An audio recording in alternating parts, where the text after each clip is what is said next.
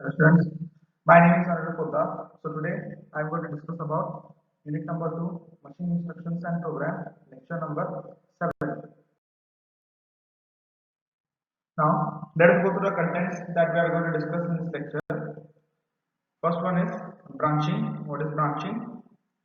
Condition codes, addressing modes. Now let us see what is called as a branching. So as you can see in the figure, it's a program that adds n numbers and which are stored in the memory locations and stores the sum into R0, and this R0 is stored into a variable called as, or you can say address called as sum. So consider a task of adding list of n numbers. So there are n numbers which are stored in n address locations. So if there are 4 numbers, it is stored at the locations num1, num2, num3 and num4. Like that, if you have n numbers, it is stored at n number of separate address locations, and a separate add instruction is used to add each number to the contents of register R0. So as you can see here, first the contents of number 1, that is num1, is moved into R0 register. So now R0 contains the contents of register, contents of the location num1. Now num1 contains the number 1. Now number 1 is present in the register R0. Now this is added further to number 2. So to add the number 1 contents to number 2, we use a add instruction, that is add num2 comma R0. So this second instruction will add the contents of num2 as well as the contents that are present in R0. Now currently the contents that are present in R0 is the number 1. Now number 1 is added to number 2. After the number 2 is added, again the addition is stored in R0. After that, we'll go to number 3. Add num3 comma R0. Now R0 contains the sum of num1 and num2. Now sum of num1 and num2 is again added to num3, that is R0 plus num3, and again the result is stored in R0. So like that, if we have n numbers, after adding n numbers, the result of n numbers is stored in R0. So here we require a separate add instruction for adding the each number of the contents to the register R0. So after all the numbers have been added, the result is placed in memory location sum. Now as you can see here, number 1 num n contains the last number to be added to R0. After all the numbers are added up to n numbers, the result will be stored in R0. Now this R0 result, we now move it into a address location called as sum. So this is how we calculate the addition of numbers.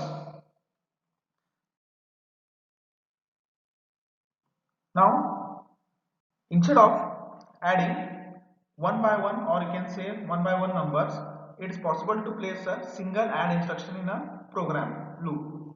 So the loop is a straight line sequence of instruction executed as many times as needed.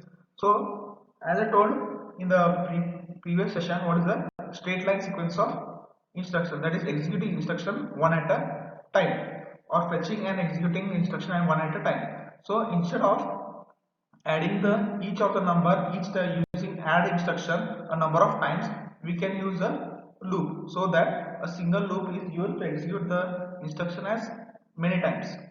So as you can see in the diagram, it starts at location loop and it ends at the instruction branch greater than 0. So this is called as a loop. Now, during each pass through this loop, the address of the next list entry is determined and fetched, and it is added to R0. So when we go to the program, first the contents, that is n numbers, will be stored into R1 register. So all the numbers are stored into R1 register. After that, we clear the R0 register. So previous contents will be deleted.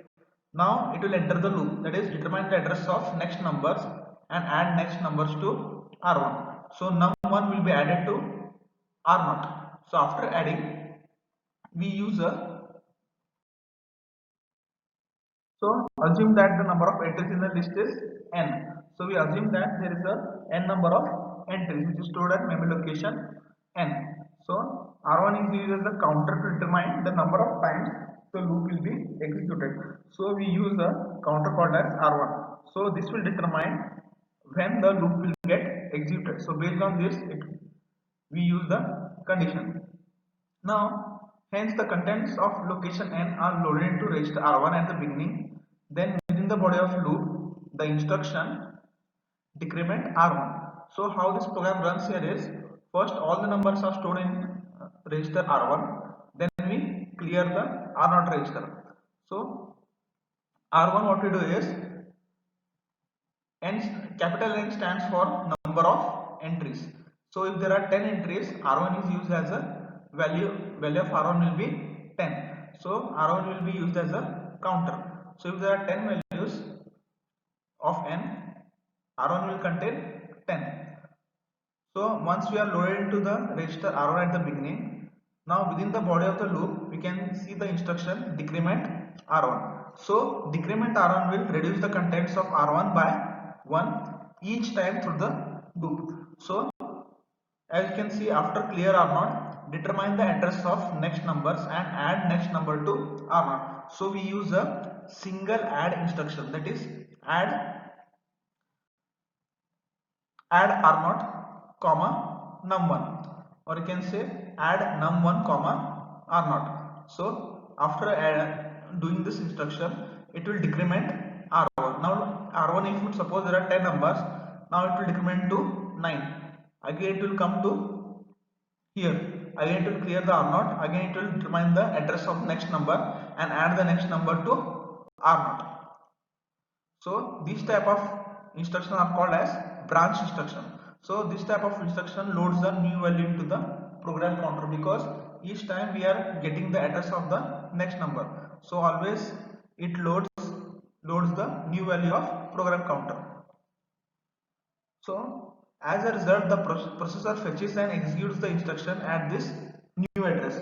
So each time the address goes on changing using branch. So it is called as a branch target.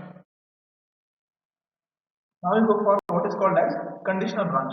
Now conditional branch instruction calls a branch only if a specified condition is satisfied. As we see in the previous slide, what is a branch instruction?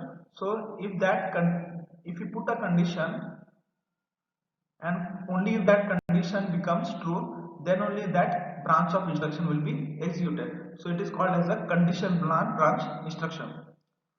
Now if suppose if the condition is not satisfied, what the program counter will do is, it will be incremented in the normal way. That is, it will not go into the branch target.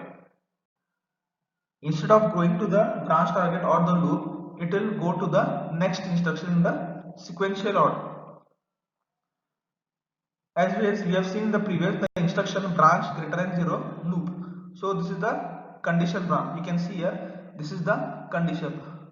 If this condition becomes true, then only it will go to this branch target. It's called as a branch target. If this condition becomes false, then PC will be incremented. Then the PC will not go to this instruction. That is branch if greater than 0. So it is called as a conditional branch. So that causes a branch location loop if the result of the immediately preceding instruction is greater than 0. So only if the value of the branch or immediate preceding instruction, if the value it is greater than 0, then only it will go to this loop. Otherwise it will go to the next instruction. Now this preceding instruction is the decremented value in register R1. So as previous you have seen, there is a decrement R1. So decrement R1 is a, you can say, a condition. So only when if it is greater than 0, then only it will enter into the loop. So at the end of the nth pass through loop, the decrement instruction produces a value and branching does not occur. So when R1 becomes 0, then branching will not occur. That is, it will not go into this loop. So this is the called as conditional branching. Now the processor keeps track of information about the results of various operations for used by subsequent conditional branch. So if a branch instructions is going on, so always the processor will keep on tracking what all conditions have been met. So to track that, we use the required information in individual bits called as conditional code flags. So these flags are grouped together in a special processor register called as conditional code register or status register. So in same as that of processor register, we use a conditional code register to store the bit. Now individual conditional code flags are set to 1 or cleared to 0. So it depends on the outcome of the operation in the. Now let us see which are the various conditional code flags. Now there are four commonly used flags. As you can see here, there are four flags. First one is N. So N is one of the status register, stands for negative. So it is set to 1 if the result is negative, otherwise it is clear to 0. So when the branching is going on and if the number is suppose if it is negative, so this flag will be set to 1. If it is positive, it is clear to 0. So these flags are used for arithmetics, for getting providing the condition for arithmetic operation. Next one is Z flag. It stands for zero flag.